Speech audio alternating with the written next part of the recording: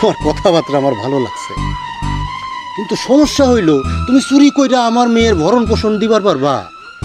আমার মেয়ে জীবনে অভাব দেখে না। এতক্ষণ ধরে কি কইলাম জনাব, বিয়ের পর আমি চুরি বাদ দিব, ডাকাতি শুরু করুন,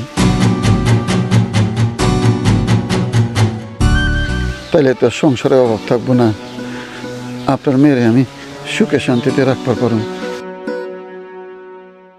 শোনো ভোলা মিয়া, আমার মেয়ের ডাকাতি করতে করতে একটা বদ অভ্যাস হয়েছে।